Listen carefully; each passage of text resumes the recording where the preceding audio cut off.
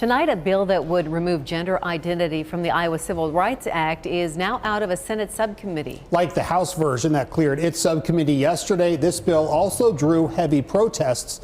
We have team coverage tonight, starting with KCCI's chief political reporter, Amanda Rooker. And Amanda, you talked to legal experts and to lawmakers about this bill and how it would impact Iowans' rights. What did you learn?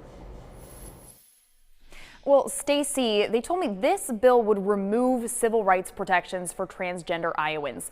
Right now, transgender Iowans have protections from discrimination when it comes to things like housing, education, employment, credit, things like that. House File 583 and Senate File 418 would remove those rights. Now, the Republican lawmakers that want this bill to pass say it's necessary to protect, quote, biological girls. They say Iowa law already bans transgender girls from playing girls' sports and restricts them from using certain bathrooms. Now, supporters of these bills say civil rights protections for transgender Iowans need to be removed to protect spaces that are designated for women.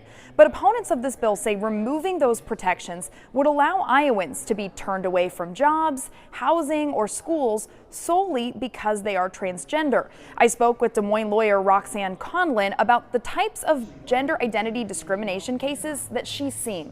We had an application process and where the trans person introduced herself and the employer learned that the trans person had been born male, had already offered them the job and withdrew the offer.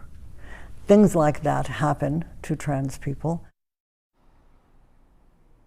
Now, if Senate Study Bill 418, Senate File 418, was passed into law, there would not be civil rights protections to protect against that kind of discrimination. Now, Conlin did say that there are federal protections against gender identity discrimination. However, state law is allowed to go beyond the federal baseline. So because Iowa right now has gender identity in our Civil Rights Act, civil rights protections are actually stronger than other states that rely solely on federal law.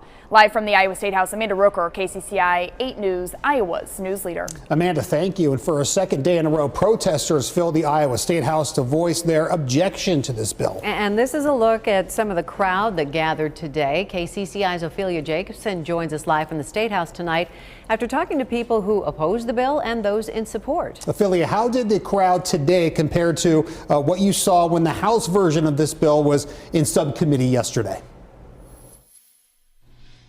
Yeah, Ben and Stacy, definitely a smaller crowd, but there were still more than 100 protesters that filled the ground floor of the State House as that Senate subcommittee hearing was taking place today. And again, compared to yesterday, it was not nearly as big as what we saw here in the rotunda. And protesters today kept the noise to a minimum.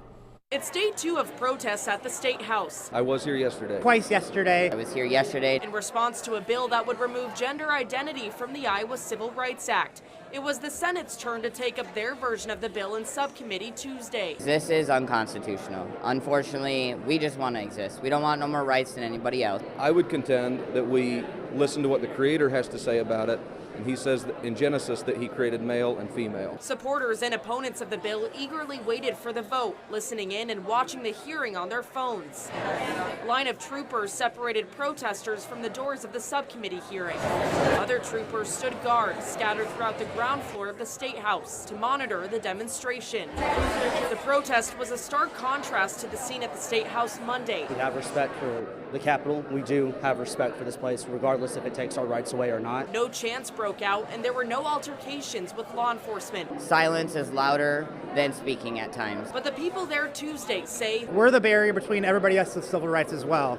Like once ours are taken, then gay people, lesbian people, everybody's on the table. They'll continue to show up. It's important to me as a father. I've got 2 daughters and 3 sons, but as my girls get older, I want them to have the opportunity to play sports. People I spoke to today say they are planning on coming back to the State House on Thursday when the House is expected to debate this on the House floor. We also know that this bill, the Senate version of the bill, is headed to the Senate Judiciary Committee on Wednesday, so we'll be monitoring in case any other demonstrations break out tomorrow. Live at the State House, Ophelia Jacobson, KCCI 8 News, Iowa's news leader. Thank you, Ophelia.